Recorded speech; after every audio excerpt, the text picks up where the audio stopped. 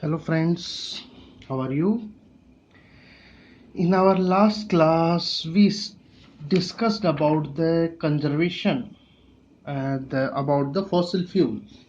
Okay, we discussed about the fossil fuels, that is coal and petroleum, and we also discussed about the management of the fossil fuels, and we also discussed about the biodiesel, biodiesel or biofuel. Okay, now in our today's class, let me finish this chapter. Only a small part of this chapter is remaining, and after that, we will start to discuss about the 19th chapter, which is also linked with this one, because 19th lesson is also related with the biodiversity. And in this chapter, we also discussed about the biodiversity. Okay, so we will discuss about the biodiversity in our next period, in our uh, hope hoping that we will discuss about it. Okay, now the first topic of today's class, that is sustainable development. We already discussed about it, so let me rewind it. The judicious use of natural resources that make available them for future generation, that is longer time, is called sustainable development. Is called sustainable development. The judicious use of natural resources, natural resources का judicious use, judicious means न्यायपूर्ण, तर्क संगत, that means हमें एक तरीके से अपन बोल सकते हैं कॉन्शियस रहते हुए, सेंसिबल मैनर में जब अपन किसी नेचुरल रिसोर्स का यूज करते हैं, किस तरीके से कि भाई हमारी रिक्वायरमेंट भी पूरी हो और जो फ्यूचर जनरेशन है उसकी रिक्वायरमेंट भी पूरी करे वो। तो जुडिशियस यूज जो है नेचुरल रिसोर्सेज का, जो उसको लॉन्गर टाइम तक अवेलेबल बनाए रखता है, यानी कि फ्यूचर जनरेशन तक अवेलेबल बनाए रखता है, that is called sustainable development. उसके लिए क्या वर्ड काम में लेते हैं अपन? Sustainable development. Okay, second definition की अपन बात करें, द कॉन्शियस और sensible use of natural resources. Conscious या जो सेंसिबल यूज जो है, सतर्क रहकर या सेंस के साथ, सोच समझकर जब हम किसी नेचुरल रिसोर्सेज का यूज करते हैं, that not only us but also future generation, that not only we but also future generation, us और we, both what we can use for also for future generation can use them to fulfill their need, is called sustainable development. I'm again repeating, the conscious or sensible use of natural resources that not only us but also future generation can use them to fulfill their needs, is called sustainable development. Conscious के साथ, ये sensible manner में जब natural resources का use इस तरह से किया जाए कि ना केवल हम बल्कि आने वाली जो फ्यूचर जनरेशन है उनकी भी जो नीड्स हैं, रिक्वायरमेंट जो है, उसको वो पूरा करे, उसको भी वो पूरा करता रहे, is called sensible sustainable development. उसके लिए क्या वर्ड काम में लेते हैं अपन? Sustainable development. Okay, now after that, let us discuss about the participation of the people in the conservation of the natural resources. अब इस टॉपिक में अपन बात करेंगे किस तरीके से हमारी जो एक्टिविटीज हैं, ह्यूमन एक्टिविटीज, उसने किस तरीके से नेचुरल रिसोर्स को स्पॉइल आउट कर दिया, किस तरीके से जो एनवायरनमेंट जो है उसको हम डिस्ट्रॉय कर रहे हैं।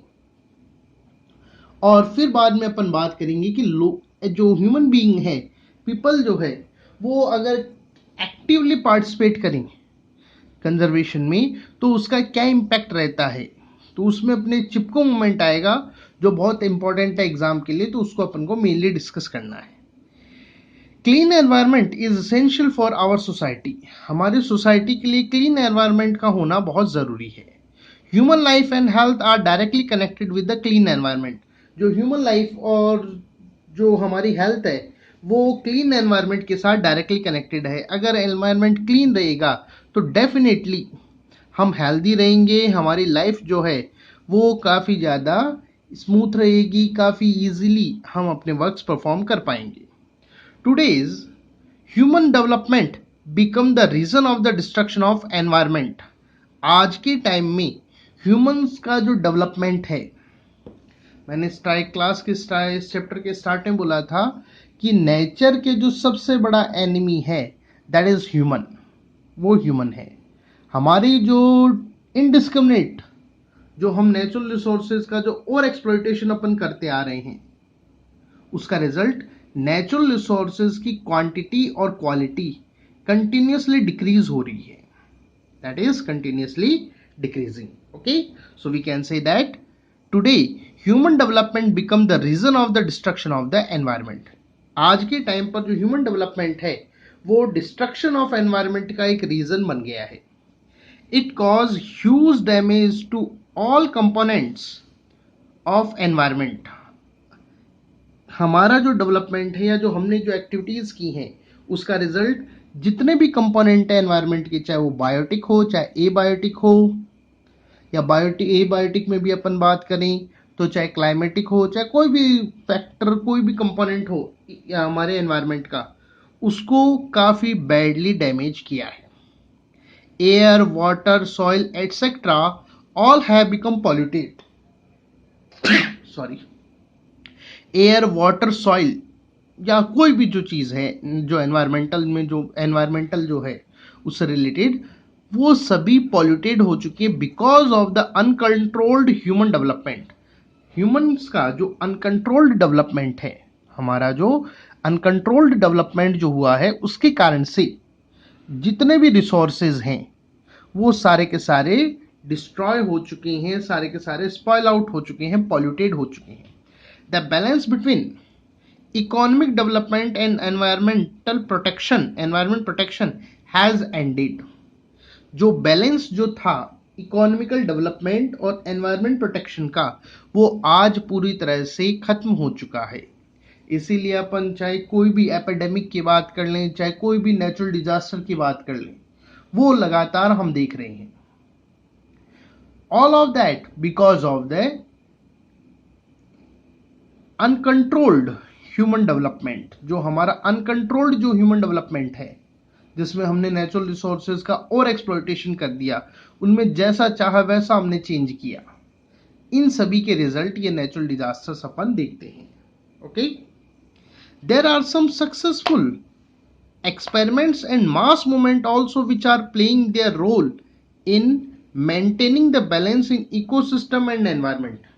अगर अपन नेगेटिव साइड की बात करें कि ह्यूमंस ने ये किया वो किया, इस तरह से एनवायरनमेंट को बैडली अफेक्ट किया, तो दूसरी साइड में हमारे पास कुछ ऐसे एग्जाम्पल्स भी हैं जो कि ये शो करते हैं कि ह्यूमंस के जो एक्सपेरिमेंट्स हैं, कुछ एक्सपेरिमेंट्स और जो हमारे जो मास मूवमेंट्स हैं, जो पब्लिक के जो मूवमेंट्स हैं एनवायरनमेंट से रिलेटेड, उन्होंने इकोसिस्टम और एनवायरनमेंट में बैलेंस करने की ट्राई की है या अपना एक रोल प्ले किया है। किसके अंदर? एनवायरनमेंट के अंदर जो इकोसिस्टम है, जो एनवायरनमेंट और इकोसिस्टम है, उसमें बैलेंस मेंटेन करने के लिए। ओके, अब एक मास मूवमेंट अपने सिलेबस में है एनवायरमेंटल प्रोटेक्शन का, दैट इज चिपको मूवमेंट। कौन सा वाला है अपना? Chipko movement. So let we start it. Chipko movement is a progressive and decisive step toward the protection of forest. Chipko movement जो है वो प्रोग्रेसिव, एक काफी ज्यादा प्रगतिशील, डिसिसिव, एक निर्णायक स्टेप है toward the protection of the forest के प्रोटेक्शन के लिहाज से। ओके, अब थोड़ी सी यहाँ पर इसकी हिस्ट्री की अपन को थोड़ी सी बात करनी है। चिपको मूवमेंट जो अपन जानते हैं, इसके अलग अलग स्टेप्स हैं, अलग अलग टाइम पर इसके अलग अलग मास मूवमेंट हुए हैं। सबसे पहला आता है खेजड़ली विलेज, जोधपुर के अंदर खेजड़ली विलेज है, वहां पर जो एक मूवमेंट हुआ था जिसमें 363 पीपल को अपनी लाइफ सेक्रीफाइस करनी पड़ी थी प्लांट्स को प्रोटेक्ट करने के लिए, वो आता है सबसे पहला इवेंट। सेकंड आता है बाद में जो 1970s जो है, आज से करीब 30-40 साल पहले, उत्तराखंड, उस टाइम तो यूपी हुआ करता था, उत्तर प्रदेश, आज के टाइम पर जो उत्तराखंड है या जो उत्तरांचल जिसको अपन बोलते हैं, उसके गढ़वाल डिस्ट्रिक्ट के अंदर रेनी विलेज के अंदर सुंदरलाल बहुगुणा नाम के एक नेचुरलिस्ट थे, उनकी डायरेक्शन में एक मूवमेंट हुआ था, वो आता है एक सेकंड स्टेप। और सिमिलर मूवमेंट हुआ था साउथ के अंदर, कर्नाटका के अंदर, जिसको बोला जाता है एपिको। तो ये 3 मेन इवेंट्स मास मूवमेंट अपने सिलेबस में है, जिसमें से खेजड़ली विलेज को अपने को डिटेल में पढ़ना है, बाकी दोनों जो है उनमें शॉर्ट लाइंस अपने हैं। Okay, so let us start it. Chipko movement was started from the Khejarli village in Jodhpur district of Rajasthan. Chipko movement जो है वो खेजड़ली विलेज, जोधपुर के अंदर, जोधपुर अगर आप कभी गए हैं तो जोधपुर से के बिल्कुल थोड़ा सा ही दूर एक विलेज है जिसका नाम है खेजड़ली विलेज। खेजड़ली विलेज इसलिए बोलते हैं क्योंकि यहाँ पर खेजड़ी के प्लांट्स पाए जाते हैं, काफी ज्यादा प्लांट्स का एक पूरा डेंस फॉरेस्ट बना हुआ है। तो खेजड़ी प्लांट के फॉरेस्ट होने के कारण इसे बोला गया है खेजड़ली विलेज। ओके, तो जोधपुर डिस्ट्रिक्ट के जो खेजड़ली विलेज है वहां से ये मूवमेंट स्टार्ट हुआ था, वेयर अमृता देवी बिश्नोई। अब थोड़ा सा बुक में चेंजेस हैं, यहाँ पर बुक में विश्नोई लिखा है जबकि ये बिश्नोई होता है, तो मैंने थोड़ा स्पेलिंग करेक्ट किया है। Bishnoi sacrificed her life with 363 other people। जहां पर अमृता देवी बिश्नोई नाम की जो लेडीज थी उन्होंने 363 अदर पीपल के साथ 363 अदर पीपल के साथ अपनी लाइफ को सेक्रीफाइस कर दिया था प्लांट्स के प्रोटेक्शन के लिए। अब एक थोड़ी कहानी है, उसके ऊपर अपन बात करते हैं। 1730s का टाइम की बात है ये।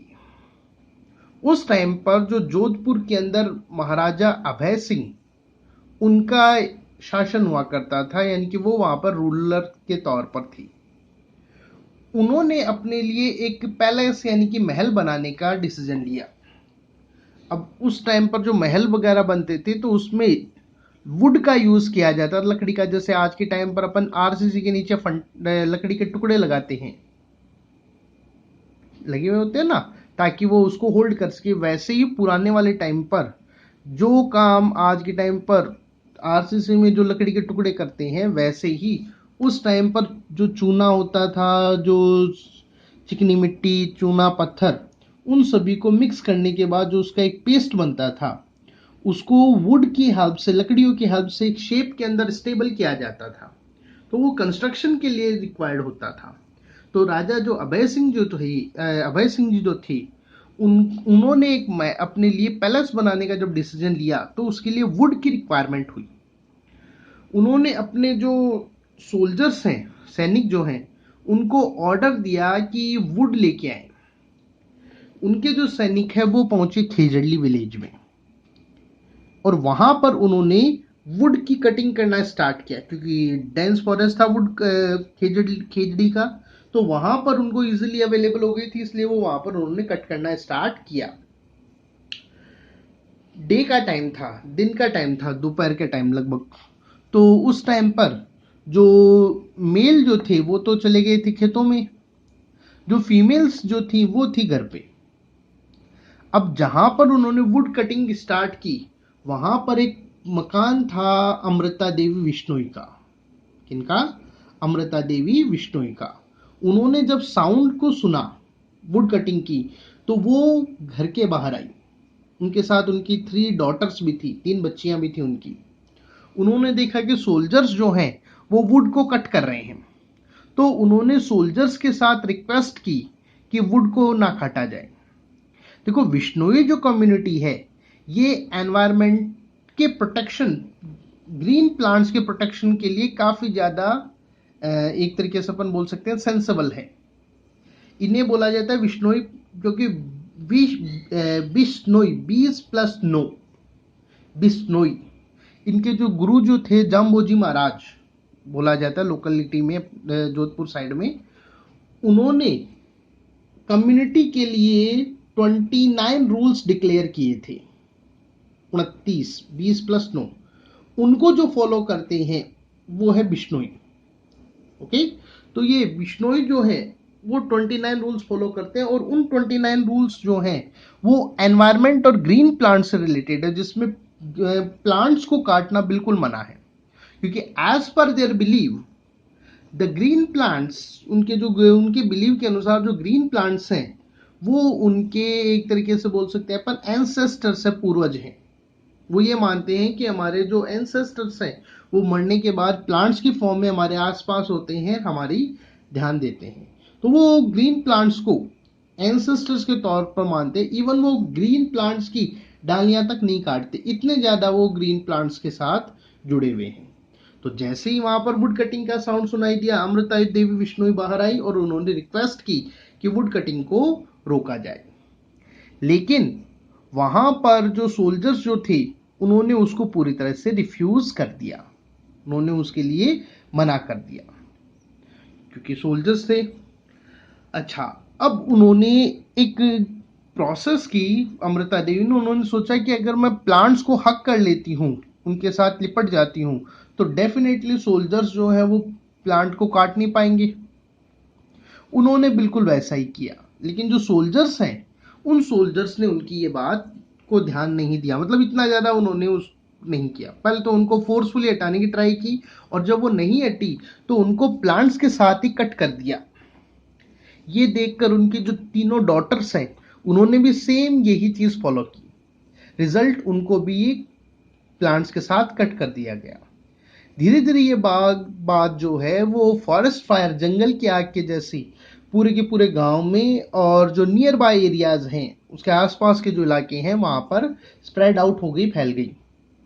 तो वहां पर जो लोकल जो पीपल हैं, जो वहां के रहने वाले लोग हैं विश्नोई कम्युनिटी के, वो वहां पर पहुंचे और उन्होंने भी सेम प्रोसेस की, मतलब प्लांट्स को हक कर लिया। सोल्जर्स ने उनको भी काट डाला। तो इस तरीके से अमृता देवी विश्नोई, उनकी 3 डॉटर्स और विलेजर्स, टोटल मिलाकर 363 पीपल, उन्होंने अपनी लाइफ को सेक्रीफाइस कर दिया for the protection of the plants. किसके लिए? प्लांट्स के प्रोटेक्शन के लिए। Got it? अंडरस्टैंड? फिर ये बात पहुंचती है राजा अभय सिंह जी के पास, महाराजा के पास।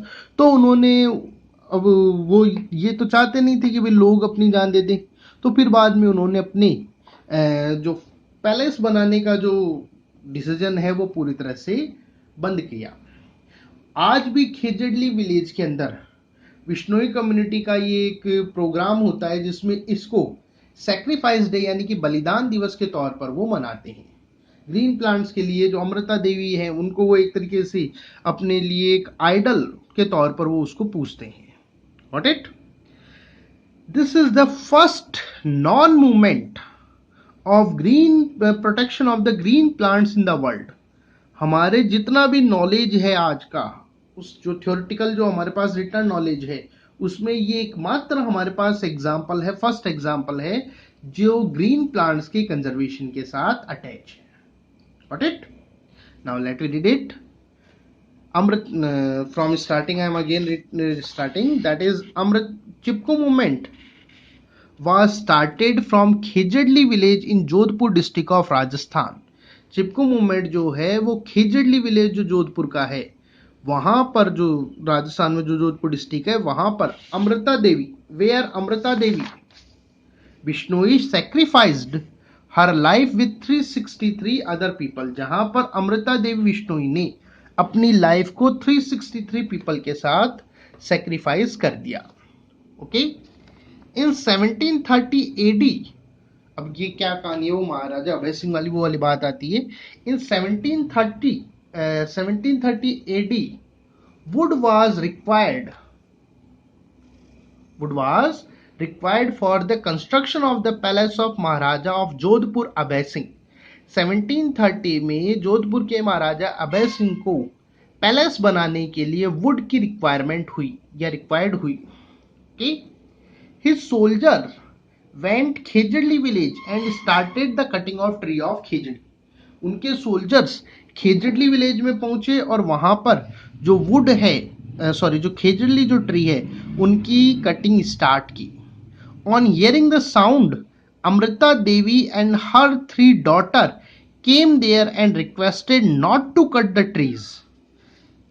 कटिंग के साउंड को सुनकर अमृता देवी और उनकी 3 डॉटर्स वहां पर पहुंची, यानी कि जहां पे वुड कटिंग हो रही थी, और उन्होंने ट्रीज को ना काटने की रिक्वेस्ट की।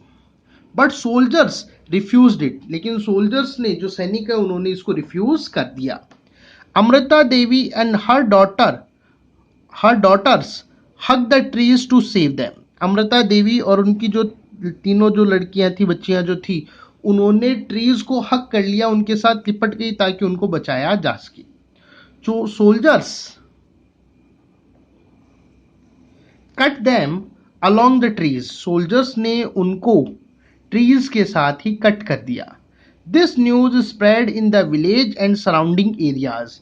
ये जो न्यूज थी वो विलेज में और उसके जो सराउंडिंग एरियाज हैं उसके अंदर फैल गई. People came there, hug the trees, hug the trees and sacrifice their life to save them. लोग वहां पर आए, उन्होंने ट्रीज को हक किया और अपनी लाइफ को सेक्रीफाइस कर दिया ताकि उनको बचाया जा सके. तो ये था first part, Amrita Devi Bishnoi Khejarli movement. Second आता है आफ्टर फ्रीडम. 1973 के अंदर, जो 70s बोला जाता है एक्चुअल में, जो उत्तराखंड या उत्तरांचल जो स्टेट है, वहां पर ये मूवमेंट स्टार्ट हुआ था, Chipko movement, protection of the trees. तो थोड़ा सा इसकी बात कर लेते हैं. 1970s के अंदर जो उस टाइम की जो गवर्नमेंट थी, उन्होंने लॉगिंग कॉन्ट्रैक्टर्स, जो लॉगिंग कॉन्ट्रैक्टर्स हैं, लकड़ी के जो ठेकेदार हैं, उनके फेवर के अंदर एक ऑर्डर पास किया कि वो माउंटेन्स जो हैं, पहाड़ के जो ऊपर वाले ऊंचाई वाले जो इलाके हैं, वहां पर भी ट्रीज की कटिंग कर सकते हैं. और जो लोकल पीपल हैं, गांव के जो लोग हैं वहां पहाड़ों पर रहने वाले, उनके लिए वुड कटिंग को बैन कर दिया गया. तो ये तो एक तरीके से गवर्नमेंट का जो कॉन्ट्रैक्टर्स है उनको फायदा देने का एक तरीके का स्टेप मान सकते हैं अपन. वहां के लोगों ने इस चीज का अपोज किया और एक मूवमेंट स्टार्ट किया, सेम वही अमृता देवी वाला मूवमेंट, हग द ट्रीज. इसका जो लीडरशिप था वो किया था सुंदरलाल बहुगुणा ने. ओके. जब लॉगिंग कॉन्ट्रैक्टर वहां पर वुड को कटिंग करने के लिए आए, अब ये मूवमेंट कहां पर है, उत्तराखंड या उत्तरांचल, वहां पर जो गढ़वाल डिस्ट्रिक्ट है, गढ़वाल डिस्ट्रिक्ट, उसमें एक रैनी नाम का विलेज है, रैनी नाम का एक विलेज है. उस रैनी विलेज के अंदर ये मूवमेंट स्टार्ट हुआ था. ओके. तो वहां पर जब लॉगिंग कॉन्ट्रैक्टर, जो लकड़ी का ठेकेदार है, वो लकड़ी को कट करने के लिए आया, तो जैसा अमृता देवी बिश्नोई वाले मूव टाइम पर हुआ था, वैसे ही वहां की जो विमन जो है, लेडीज जो हैं, उन्होंने ट्रीज को हक कर लिया. मेनली यहाँ पे लेडीज की बात आती है, बाकी लेडीज और जेंट्स सभी थे. उन लोगों ने ट्रीज को हक कर लिया.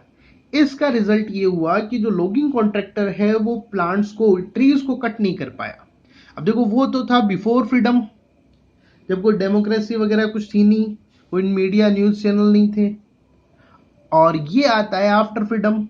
तो यहां पर वो जो लोग हैं उनको इस तरह से काटना, जैसे अमृता देवी वाले केस में हुआ था, वैसा पॉसिबल नहीं था. तो जो लॉगिंग कॉन्ट्रैक्टर है उसको बगैर लकड़ी काटे ही वापस जाना पड़ा.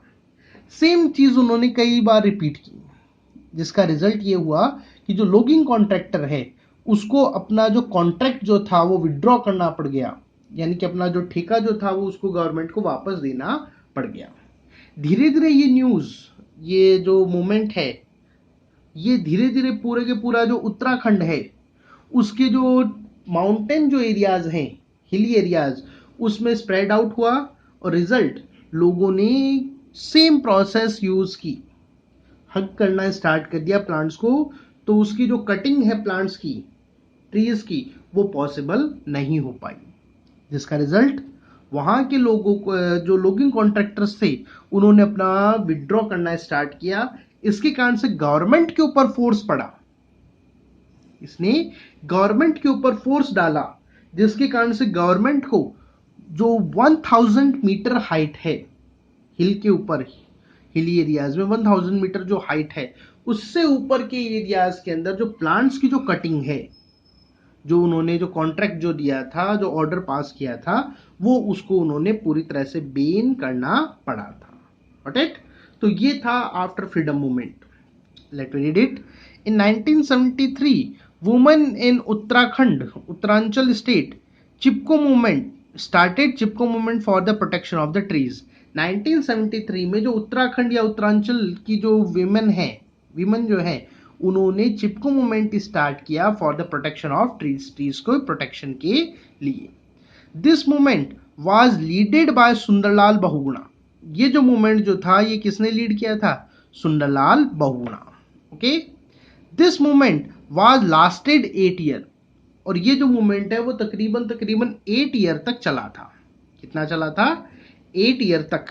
इन 1981 government ban the cutting of the green trees in the areas which are above 1000 metre.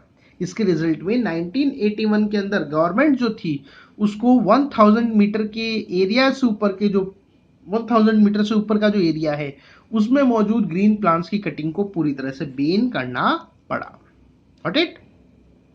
Same kind of movement was run. अब थर्ड स्टेप पे आते हैं। थर्ड जो मूवमेंट है इसका एक, हालांकि चिपको मूवमेंट तो अभी भी चल रहा है। अगर आप लोगों ने न्यूज वगैरह में पढ़ा हो तो जो मुंबई है वहां पर कुछ महीनों पहले अरे नाम का जो प्लेस है जहां पर कटिंग की बात चल रही थी, जो रेलवे है वो यार्ड बना रहा था, तो वहां के लोगों ने सेम यही मेथड एडॉप्ट किया था, हक कर लिया था, जिसके कारण से लोगिंग कॉन्ट्रैक्टर को उसको काफी प्रॉब्लम हुई। बाद में मामला जो है सुप्रीम कोर्ट तक पहुंचा था, अगर आपको थोड़ा जीके का आइडिया हो तो फिर ये कई बहुत सारे मूवमेंट इसमें शामिल होते हैं, लेकिन यहाँ पर अपन मेनली 3 मूवमेंट्स की बात करें तो थर्ड जो है वो है साउथ के अंदर हुआ मूवमेंट। सेम मूवमेंट है, same kind of movement was run in Karnataka which was called Appiko. Same type का मूवमेंट कर्नाटका के अंदर रन हुआ जिसको अपन बोलते हैं Appiko. Appiko is a Kannada term which means stuck और हग। एपिको एक कन्नड़ टर्म है, कन्नड़ टर्म है जो कर्नाटका साइड में बोली जाती है, जिसका मतलब होता है स्टक, चिपकना, या हग, लिपट जाना। ओके नाउ अब एक थोड़ा सा लास्ट में वापस खेजड़ी के ऊपर 2 इंपॉर्टेंट लाइन है, ध्यान रखना। खेजड़ी इसका दूसरा नाम है कल्प वृक्ष ऑफ थार। क्या बोला जाता है इसे?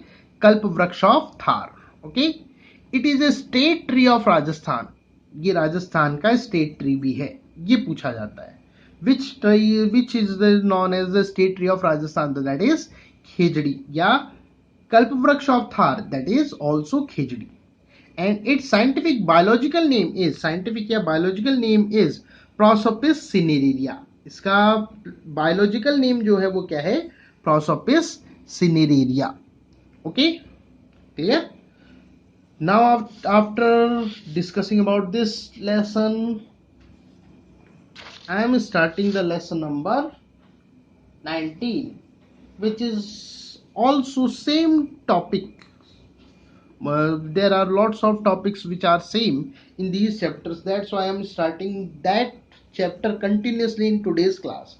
इसलिए मैं आज ही उसको स्टार्ट कर रहा हूँ, क्योंकि कहीं फर्क ही नहीं है कि वो चैप्टर खत्म भी हो गया क्या, इसलिए जस्ट अभी स्टार्ट कर रहे हैं इसको अपन। Biodiversity and its conservation. Biodiversity और उसका कंजर्वेशन किसे बोलते हैं? पहले तो बायोडाइवर्सिटी वर्ड की अपन बात करें।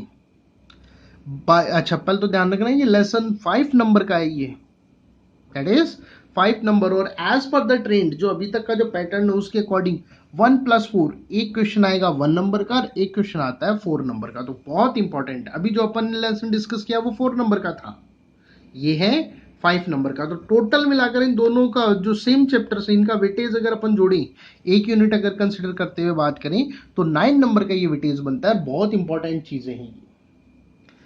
बायोडाइवर्सिटी अगर वर्ड मीनिंग में चले तो बायोडाइवर्सिटी 2 वर्ड से मिलकर बना है, 2 लैटिन वर्ड्स हैं, बायोज एंड डाइवर्सिट्स। बायोज जिसका मतलब होता है लाइफ, और डाइवर्सिटिस यानी कि दैट इज वैरायटी। तो अगर वर्ड मीनिंग पे अपन चले तो बोल सकते हैं द डाइवर्सिटी और different form of living organism found on earth. Biodiversity का मीन्स क्या हो गया? डिफरेंट फॉर्म्स या diversity of different forms which are found on earth is known as its biodiversity, is known as its biodiversity. Got it? लेकिन यहां पर particular areas word use किया जाता है, इसलिए जो सेकंड डेफिनेशन बनती है द डिफरेंट लाइफ फॉर्म्स, यानी कि जो अलग अलग जो लाइफ फॉर्म्स, चाहे वो माइक्रो ऑर्गेनिजम्स हो या फिर मैक्रो ऑर्गेनिज्म, हाथी की बात कर लें अपन, सभी कंसिडर होंगे। The different life forms found in a particular area is called biodiversity. उसे क्या बोला जाता है? बायोडाइवर्सिटी बोलते हैं। Got it? क्लियर? या नेक्स्ट की अपन बात करें, द डाइवर्सिटी ऑफ प्लांट्स को फ्लोरा बोला जाता है, plants are also called flora, और एनिमल्स जो है वो बोला जाता है फोना. ओके, तो we can say that the diversity of the plant and animal that is fauna found in a particular area is called biodiversity. वो क्या कहलाती हैं? बायोडाइवर्सिटी. तो 3 डेफिनेशन तो यहां पर हो गई. सबसे पहले तो ब्रॉड लेवल पर, diversity of the different form of the living organ found on earth, that is biodiversity. Second, the different life forms found in a particular area is known as biodiversity. And third, the diversity of plant that is flora and animals that is fauna found in a particular area is called biodiversity. Okay, और अगर इन सभी को combine करें तो अपन एक definition बना सकते हैं, the total number of species of plant, animals and micro organisms living in a particular area is called biodiversity. इसके अलावा 2 और डेफिनेशंस हैं जो अपन डिस्कस करेंगे नेक्स्ट क्लास में. कल वापस इस चैप्टर को थोड़ा सा वापस स्टार्ट करेंगे, क्योंकि ये काफी इंपॉर्टेंट पोर्शन आता है यहाँ पर स्टार्टिंग में जो पूछा जाता है. Okay, I think hope you like it. Thank you.